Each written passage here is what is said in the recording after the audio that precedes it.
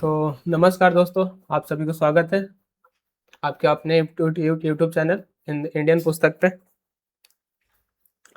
तो आप लोगों को बता दें कि हम लोग सेट नंबर 1 हिंदी का सेट नंबर 1 और सेट नंबर 2 कंप्लीट कर चुके हैं और इसका वीडियो और ये हमारे चैनल इंडियन पुस्तक पे उपलब्ध है। तो आप लोग अगर उससे नहीं देखें तो उससे जाकर अवश्य देख लें। और आज हम लोग देखने वाले हैं एडीओ का सेट नंबर, हिंदी का सेट नंबर 3। तो चलिए हम लोग शुरू करते हैं आज से। तो इसका पहला क्वेश्चन है, यहाँ पे पहला क्वेश्चन है कि क्रिया के जिस रूप से भाव की प्रधानता होती है वह क्या कहलाता है। यानी कि क्रिया के जिस रूप से भाव की प्रधानता होती है वह क्या कहलाता है। तो इसका सही आंसर होगा, सही आंसर होगा इसका ऑप्शन नंबर सी, यानी कि भाववाच्य।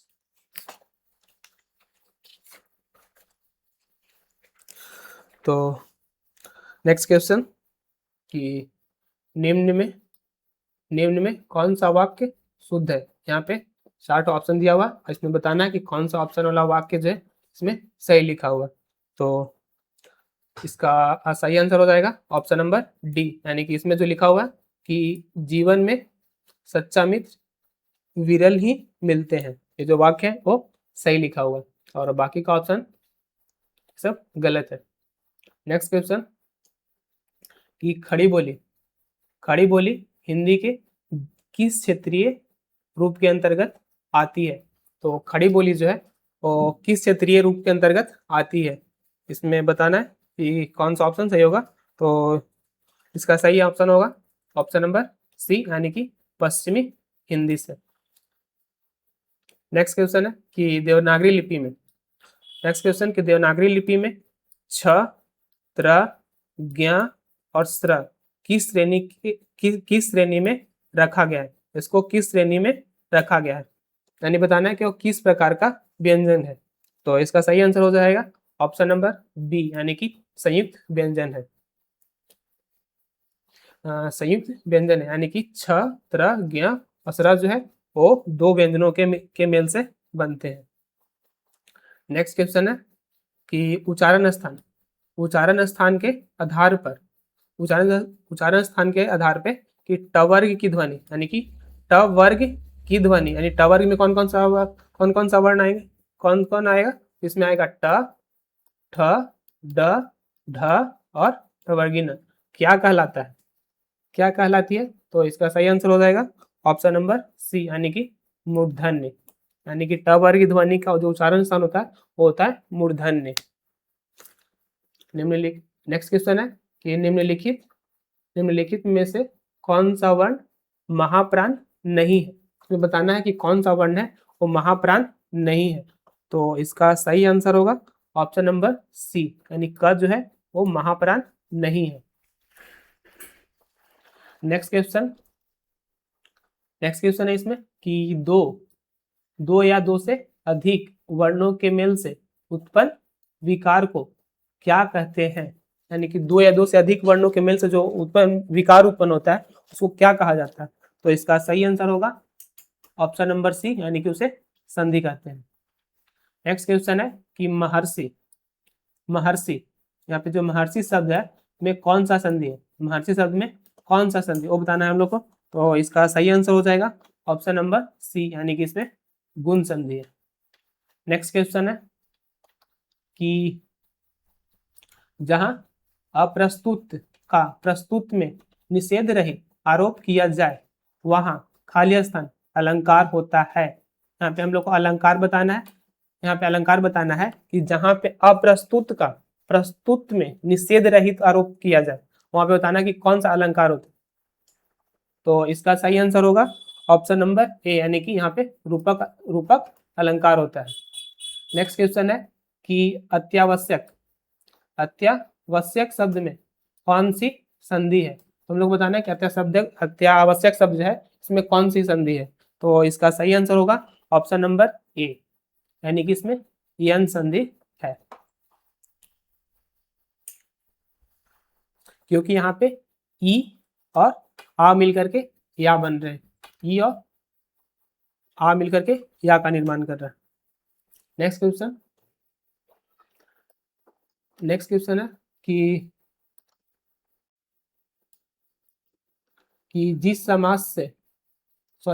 जिस समास में दूसरा पद प्रधान होता है और कारक चिन्ह का लोप हो जाता है वह कौन सा समास है। यानी कि जिस समास का दूसरा पद जो है वो प्रधान होता है और कारक की जो भी कारक का जो चिन्ह होता है उसमें लोप होता है, वह कौन सा समास होगा, यानी कौन सा समास का उदाहरण होगा। तो इसका सही आंसर होगा ऑप्शन नंबर डी, यानी कि वह तत्पुरुष समास होगा, यानी तत्पुरुष समास का उदाहरण होगा। नेक्स्ट क्वेश्चन है कि खिले हजारों चांद तुम्हारे नैनों के अवकाश में। खिले हजारों चांद तुम्हारे नैनों के अवकाश में, जो वाक्य दिया हुआ है में कौन सा अलंकार है, इस वाक्य में कौन सा अलंकार होगा। तो इसका सही आंसर होगा ऑप्शन नंबर बी, यानी कि इसमें रूपक अलंकार है। नेक्स्ट क्वेश्चन है कि दशानन, यहाँ पे दिया हुआ शब्द कि दशानन शब्द में बहुब्रीही समास क्यों माना जाता है, यानी बताना है कि दशानन जो शब्द है वो बहुब्रीही का ही उदाहरण क्यों है। तो क्यों है, तो इसका सही आंसर होगा ऑप्शन नंबर सी, कि क्योंकि यह रावण, यानी कि दशानन शब्द जो है यह रावण का बोध कराता है, यानी कि दशानन शब्द का अर्थ जो होता है वो रावण होता है, इसलिए बहुब्रीही समास का उदाहरण है।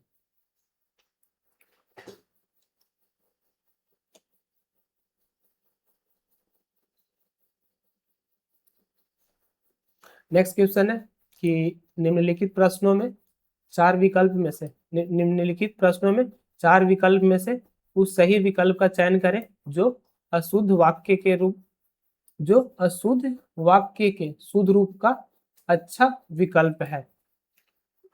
यहाँ पे एक तो वाक्य दिया हुआ, यानी कि घूमना सुबह अच्छा है।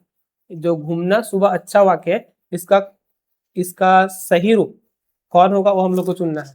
तो इसका सही आंसर होगा ऑप्शन नंबर डी, यानी कि सुबह घूमना अच्छा है, ये वाक्य जो है उसका सही रूप है। नेक्स्ट क्वेश्चन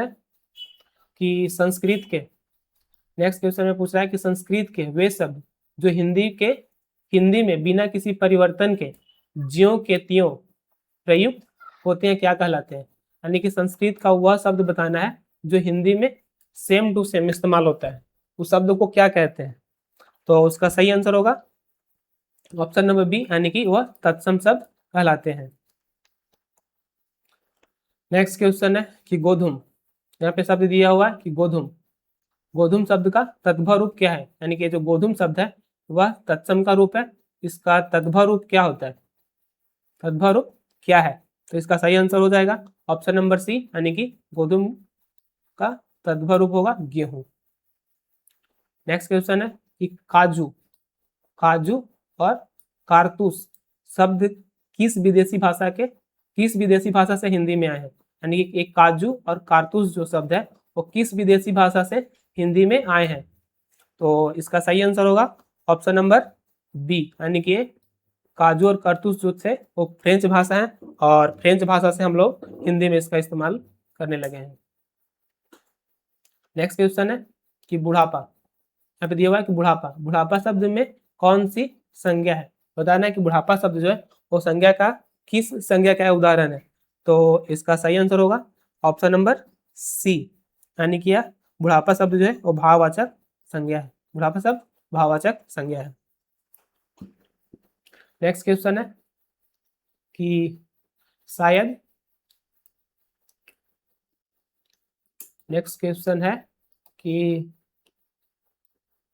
शायद कोई बाहर खड़ा है, इस वाक्य में पूछ रहा है कि कोई कौन सा स्वर्णाम है, कोई जो है वो कौन सा स्वर्णाम है। तो इसका सही आंसर होगा ऑप्शन नंबर बी, यानी कि अनिश्चयवाचक।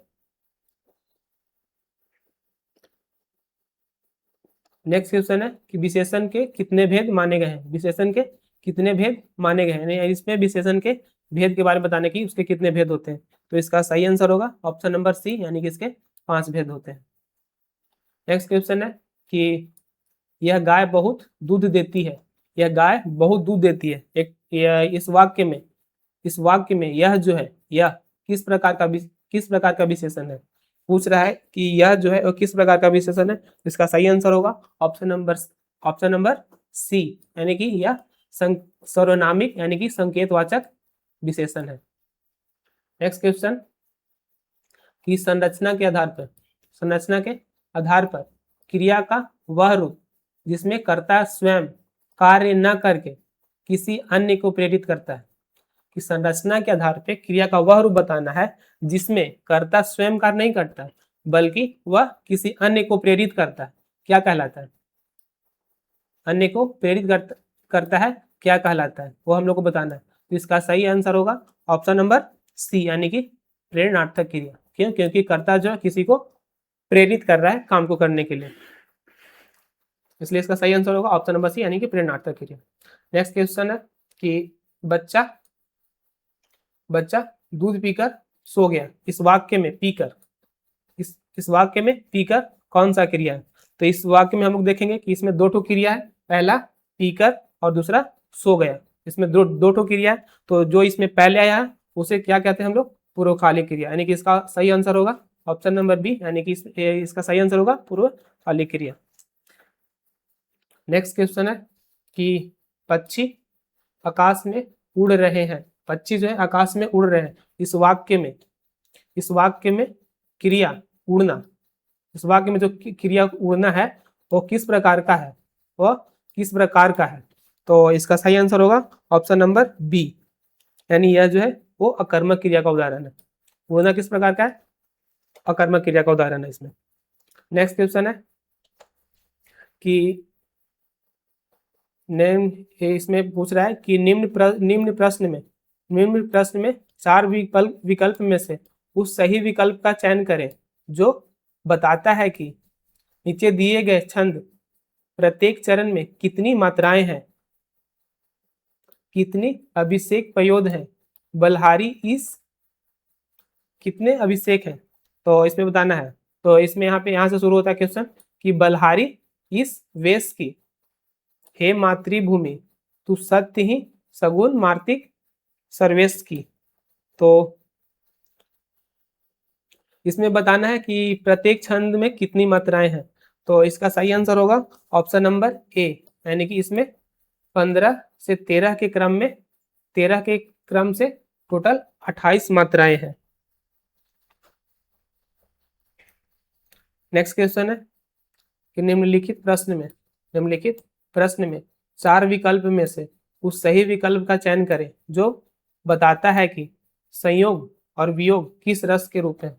इसमें बताना है कि संयोग और वियोग जो है वो किस रस के रूप हैं।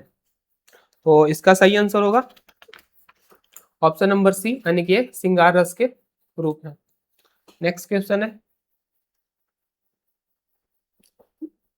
कि निम्नलिखित प्रश्न में 4 विकल्प में से रेखांकित पद के उचित कारक को पहचानिए।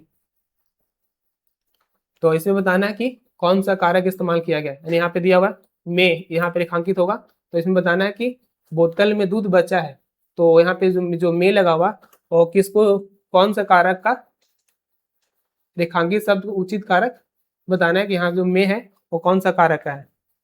तो इसका सही आंसर होगा ऑप्शन नंबर बी, यानी कि अधिकरण कारक। नेक्स्ट क्वेश्चन है कि कौवा डाली से उड़ गया। इस वाक्य में कौवा शब्द का तत्सम रूप प्रयुक्त कर वाक्य को पूर्ण कीजिए।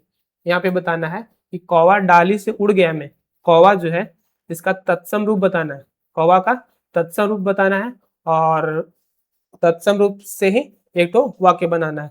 तो इसका सही आंसर हो जाएगा ऑप्शन नंबर डी, यानी कि कौवा का तत्सम रूप क्या होता है, तो काग होता है। और इसका इस्तेमाल करके वाक्य बनेगा कि काग डाली से उड़ गया, काग डाली से उड़ गया।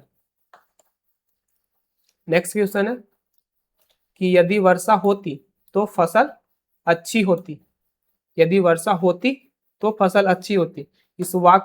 यह वाक्य भूतकाल के किस भेद के अंतर्गत आता है।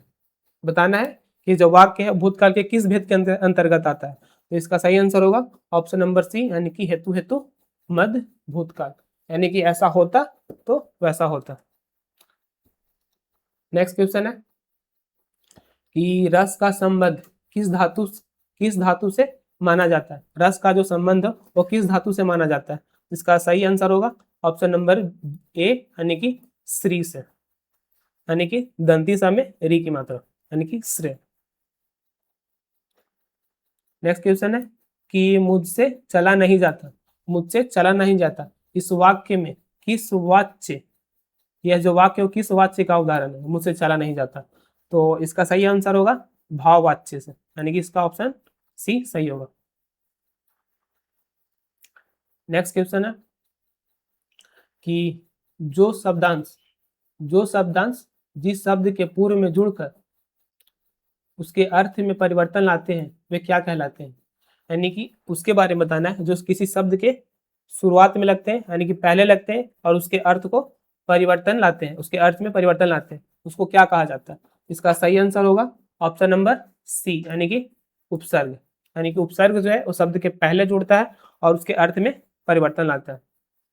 नेक्स्ट क्वेश्चन है कि अभिमान, यहाँ पे अभिमान शब्द दिया हुआ है और पूछ रहा है कि अभिमान में कौन सा उपसर्ग है। हम लोग को बताना है कि अभिमान में कौन सा उपसर्ग है। तो इसका सही आंसर होगा ऑप्शन नंबर सी, यानी कि इसमें अभी उपसर्ग लगा हुआ है। नेक्स्ट क्वेश्चन है कि लड़काई या लिखावट में किस प्रकार के प्रत्यय का प्रयोग हुआ है। यानी कि लड़काई और लिखावट में पूछ रहा है कि कौन सा किस प्रकार का प्रत्यय का प्रयोग हुआ है। तो इसका सही आंसर होगा ऑप्शन नंबर ए, यानी कि कृत प्रत्यय। क्या होगा, कृत प्रत्यय, यानी कि इसमें कृत प्रत्यय का इस्तेमाल किया गया। नेक्स्ट क्वेश्चन है कि मिठास, यहाँ पे दिया हुआ कि मिठास, मिठास शब्द में प्रयुक्त प्रत्यय किस श्रेणी का है। यानी कि मिठास शब्द में जो प्रत्यय का इस्तेमाल किया गया वो किस श्रेणी का है। तो इसका सही आंसर होगा ऑप्शन नंबर बी, यानी कि भाववाचक तद्धिति प्रत्यय, यानी भाववाचक तद्धिति प्रत्यय का श्रेणी का है। नेक्स्ट क्वेश्चन है कि निम्नलिखित प्रश्न में 4 विकल्प में से उस सही विकल्प का चयन करें जो बताता है कि, यानी कि इसमें हम लोग को सही विकल्प का चयन करना है। तो इसमें पूछ रहा है कि सही विकल्प का चयन करना है, बता। इसमें यहाँ पे क्वेश्चन है कि क्रिया भूतकाल से शुरू होकर अभी अभी समाप्त हुई हो। तो यहाँ पे पूछ रहा है कि क्रिया भूतकाल में शुरू हुआ है और अभी अभी तुरंत समाप्त हुई हो, तो उसे क्या कहते हैं। तो इसका सही विकल्प होगा ऑप्शन नंबर बी, यानी कि आसन्न भूतकाल। क्या कहेंगे इसको, आसन्न भूतकाल। नेक्स्ट क्वेश्चन है कि मैं जानता हूं कि तुम ईमानदार हो, मैं जानता हूं कि तुम ईमानदार हो, यह किस प्रकार का वाक्य है, यह किस प्रकार का वाक्य है। इसका सही आंसर होगा ऑप्शन नंबर सी, यानी कि मिश्र वाक्य का वाक्य है। नेक्स्ट क्वेश्चन है कि ट, यहाँ पे ट का उच्चारण स्थान पूछा गया, यानी कि ट का उच्चारण स्थान क्या है। तो ट का सही उच्चारण स्थान क्या होता है, ऑप्शन नंबर बी, यानी कि मूर्धन्य। सही उच्चारण स्थान क्या है, तो मूर्धन्य, यानी कि मूर्धा। नेक्स्ट क्वेश्चन है कि शायद आज वे आएंगे, शायद आज वे आएंगे अर्थ की दृष्टि से वाक्य कैसा है। यानी कि अर्थ की दृष्टि से बताना है कि यह कैसा वाक्य है। तो इसका सही आंसर होगा ऑप्शन नंबर बी, यानी कि संदेहवाचक, यानी कि भावनार्थक, क्योंकि इसमें संभावना व्यक्त किया जा रहा है कि संभावना है कि शायद आज वे आएंगे। नेक्स्ट क्वेश्चन है कि शब्द शक्ति के मुख्य कितने भेद हैं, शब्द शक्ति के कितने भेद है वो पूछा गया है यहाँ पे। इसका सही आंसर होगा ऑप्शन नंबर बी, यानी कि 3 भेद होते हैं। नेक्स्ट क्वेश्चन है कि जब शब्द का मुख्य अर्थ वाच्यार्थ बाधित हो और लक्षण के आधार पर अर्थ ग्रहण किया जाए तो कौन सी शब्द शक्ति होती है। यहाँ पे पूछ रहा है कि जब शब्द का मुख्य अर्थ वाच्यार्थ यानी कि बाधित हो और लक्षण के आधार पर अर्थ ग्रहण किया जाए तो कौन सी शब्द शक्ति होती है। तो इसका सही आंसर होगा ऑप्शन नंबर बी, यानी कि लक्षणा शब्द शक्ति। क्या होगा इसका सही आंसर, लक्षणा शब्द शक्ति। नेक्स्ट क्वेश्चन है कि घर गंगा में है। घर कहाँ है? तो घर गंगा में है। यहाँ गंगा, यहाँ पे पूछ रहा है कि गंगा का अर्थ, गंगा का किनारा किस शब्द शक्ति से लिया गया है। यहाँ पे पूछ रहा है कि किस शब्द शक्ति से लिया गया है। इसका सही आंसर होगा ऑप्शन नंबर बी, यानी कि लक्षणा शब्द शक्ति से। क्या होगा? लक्षणा शब्द शक्ति से। नेक्स्ट क्वेश्चन है कि अकल का दुश्मन, अकल का दुश्मन मुहावरे का सही अर्थ क्या है? तो अकल के दुश्मन मुहावरे का सही अर्थ क्या होगा? तो इसका सही आंसर हो जाएगा ऑप्शन नंबर बी, यानी कि महामूर्ख। नेक्स्ट क्वेश्चन है कि अधजल, अधजल गगरी छलकत जाए, यह क्या है? हम लोग को बताना है कि जो अधजल गगरी छलकत जाए क्या है? मुहावरा है कि लोकोक्तियां हैं कि अलंकार है कि पहेली है? तो क्या है? तो इसका सही आंसर हो जाएगा ऑप्शन नंबर बी, यानी कि ये लोकोक्तियां हैं। नेक्स्ट क्वेश्चन कि शुद्ध वाक्य का चयन कीजिए। यहाँ पे 4 ऑप्शन दिया हुआ, इसमें बताना है कि कौन सा वाक्य जो है वो इसमें सही दिया गया है, यानी कि शुद्ध है। तो इसका सही आंसर होगा ऑप्शन नंबर बी, यानी कि जज ने उसे मृत्युदंड दिया। नेक्स्ट क्वेश्चन है कि हिमालय, हिमालय शब्द में कौन सी संज्ञा है? तो बताना है यहाँ पे कि हिमालय जो शब्द है वो कौन सी संज्ञा का उदाहरण है। तो इसका सही आंसर होगा ऑप्शन नंबर बी, यानी कि व्यक्तिवाचक। नेक्स्ट क्वेश्चन है,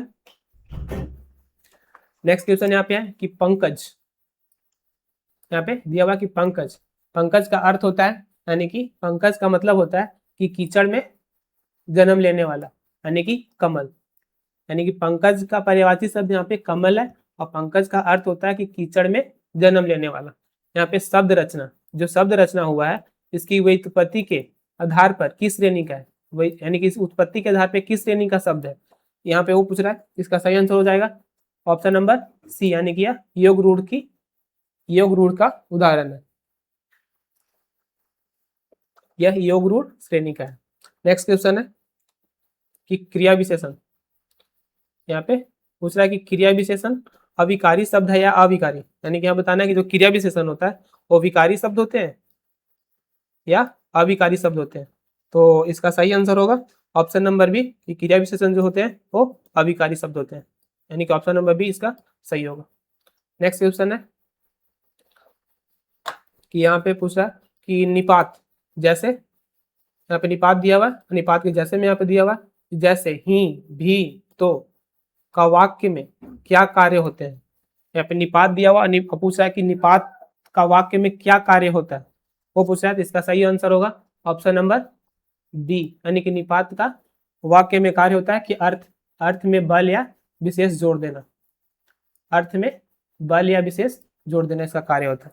नेक्स्ट क्वेश्चन है कि अर्धविराम, अर्धविराम यानी कि सेमीकोलन इंग्लिश में इसको बोलते हैं, का सही चिन्ह कौन सा है। हम लोग को इसमें चिन्ह का पहचान करना है कि इसमें अर्धविराम का कौन सा सिंबल होता है, यानी कौन सा चिन्ह है। तो इसका सही आंसर हो जाएगा option number B. Next question है कि संक्षेपण, संक्षेपण में मूल पाठ का लगभग कितना भाग होना चाहिए। संक्षेपण में जो है, संक्षेपण यानी प्रिसाइज इंग्लिश में बोलते हैं उसको, तो प्रिसाइज करने के पर मूल पाठ का कितना भाग होना चाहिए। तो इसका सही आंसर होगा ऑप्शन नंबर बी, यानी कि ये लगभग 1/3 जरूर होना चाहिए इसमें संक्षेपण करने के बाद। नेक्स्ट क्वेश्चन है कि भारतीय, यहाँ पे पूछा है कि भारतीय का भाववाचक संज्ञा क्या है, भारतीय का भाववाचक संज्ञा क्या होगा वो पूछ रहा है यहाँ पे। तो इसका सही आंसर होगा ऑप्शन नंबर बी, यानी कि भारतीयता। भारतीय का भाववाचक संज्ञा भारतीयता होगा। नेक्स्ट क्वेश्चन है कि भगन, भगन में कितने लघु और गुरु वर्ण होते हैं। तो भगन में कितने लघु और गुरु वर्ण होते हैं, इसका सही आंसर होगा ऑप्शन नंबर ए। भगन में एक गुरु वर्ण और दो लघु वर्ण होते हैं, यानी कि भगन में जो है वो एक गुरु वर्ण होता है और 2 लघु वर्ण होता है। भगर में क्या होता है कि एक गुरु वर्ण होता है और दो लघु वर्ण होता है। नेक्स्ट क्वेश्चन है, जिसके जिसके समान कोई दूसरा ना हो, इस वाक्यांश के लिए एक शब्द क्या है? यानी कि जिसके समान कोई दूसरा ना हो, इस वाक्य के लिए हम लोग कौन सा एक शब्द का इस्तेमाल करते हैं वो बताना है यहाँ पे। इसका सही आंसर होगा ऑप्शन नंबर बी, सॉरी ए, यानी कि अद्वितीय कहा जाता है उससे। नेक्स्ट क्वेश्चन है कि कान भरना मुहावरे का अर्थ है, यानी कान भरना मुहावरे का सही अर्थ क्या होता है? इसका सही ऑप्शन होगा ऑप्शन नंबर बी, यानी कि चुगली करना। नेक्स्ट क्वेश्चन है कि वह धीरे धीरे चलता है, वह धीरे धीरे चलता है में धीरे धीरे क्या है? वह धीरे धीरे चलता में, या वह धीरे धीरे चलता है वाक्य में धीरे धीरे क्या है वो बताना है हम लोग को। इसका सही आंसर होगा ऑप्शन नंबर बी, यानी कि धीरे धीरे जो है वो रीतिवाचक क्रिया विशेषण है। नेक्स्ट क्वेश्चन है कि चौराहा में कौन सा समास है? बताना है कि जो चौराहा शब्द है वह कौन सा समास का उदाहरण है। तो इसका सही आंसर होगा ऑप्शन नंबर सी, यानी कि द्विगु समास का उदाहरण है। क्यों? क्योंकि चौराहा शब्द का जो पहला पहला पहला अक्षर जो चौ है, यानी कि चौ जो है वो संख्या का बोध कर रहा है, इसलिए वह द्विगु समास का उदाहरण है। नेक्स्ट क्वेश्चन कि नीलकंठ शब्द में यदि विग्रह नीला है जो कंठ किया जाए तो कौन सा समास होगा? नीलकंठ का अगर विग्रह किया जाए, और विग्रह क्या किया जाए तो नीला है जो कंठ, तो बताना है कि नीला है जो कंठ जो विग्रह किए वह कौन सा समास होगा, यानी कौन सा समास का उदाहरण होगा। इसका सही आंसर होगा कर्मधारय समास का। नेक्स्ट क्वेश्चन कि निम्नलिखित प्रश्न में चार विकल्प में से सही कर्ता कारक को पहचानिए। यानी कि यहाँ पे वाक्य दिया हुआ है कि रोहन ने हॉकी खेली, इसे बताना है कि इसमें कर्ता कौन है, इसमें कर्ता क्या पहचान करना है। इसका सही आंसर होगा ऑप्शन नंबर बी, यानी कि यहाँ पे ने कर्ता होगा, सॉरी ने कर्ता कारक होगा, सॉरी यहाँ पे कर्ता नहीं पूछ रहा है, यहाँ पे कर्ता कारक पूछ रहा है। वैसे यहाँ पे अगर कर्ता पूछता तो कर्ता रोहन होता और ने कर्ता कारक होता। नेक्स्ट क्वेश्चन है कि पुजारी शब्द का स्त्रीलिंग रूप। यहाँ पे पुजारी शब्द जो दिया हुआ है, पुजारी पुल्लिंग शब्द है, इसका स्त्रीलिंग रूप पूछा जा रहा है इसमें। तो इसका सही आंसर होगा ऑप्शन नंबर बी, सॉरी ए, यानी पुजारिन। तो पुजारी का स्त्रीलिंग रूप क्या होता है? तो पुजारिन इसका सही होगा। नेक्स्ट क्वेश्चन है कि चिड़िया शब्द का बहुवचन क्या है। यहाँ पे शब्द दिया हुआ चिड़िया, और चिड़िया शब्द का क्या पूछा जा रहा है? तो बहुवचन रूप। तो चिड़िया शब्द का बहुवचन रूप क्या होगा? तो इसका सही आंसर होगा ऑप्शन नंबर सी, यानी कि चिड़िया।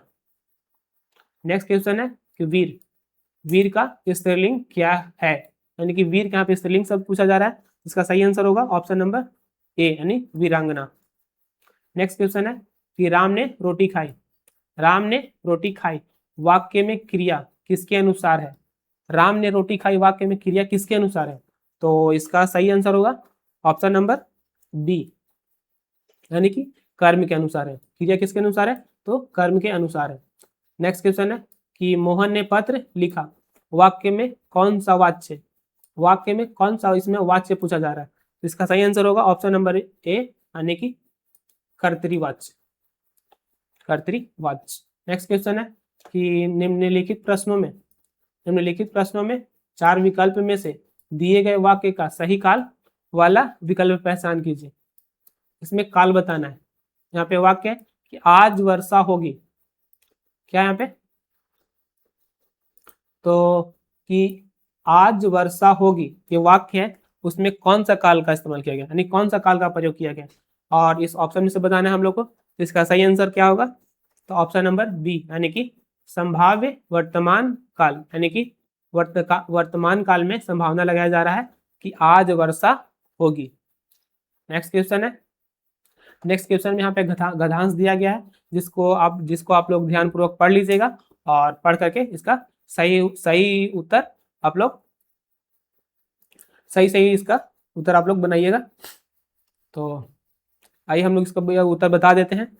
तो पहला क्वेश्चन है कि गधांश के अनुसार, पहले आप लोग इसको बनाइएगा उसके बाद इसको देखिएगा, वीडियो को पॉज करके इसको पहले बनाइएगा और उसके बाद इसका हम सही सही आंसर बता देते हैं, आप लोग मिला लीजिएगा। पहला क्वेश्चन है कि इस गधांश के अनुसार मानव विकास के इतिहास में सर्वाधिक महत्व किसका रहा है। तो गधांश के अनुसार बताना है कि मानव के विकास के इतिहास में सर्वाधिक महत्व किसका रहा है। तो इसका सही आंसर हो जाएगा ऑप्शन नंबर सी, यानी कि संप्रेषण के माध्यम, यानी कि संप्रेषण का माध्यम का, यानी कि संप्रेषण के माध्यम यानी कि भाषा का सर्वाधिक महत्व रहा। नेक्स्ट क्वेश्चन है कि मनुष्य अपने विचार और भावनाओं को अभिव्यक्त करने के लिए मुख्य रूप से किसका प्रयोग करता है। गधांश के अनुसार ही बताना है, और तो इसका सही आंसर हो जाएगा ऑप्शन नंबर बी, यानी कि भाषा का प्रयोग करता है। मानव अपने विचारों और भावनाओं को व्यक्त करने के लिए किसका इस्तेमाल करता है, तो भाषा का।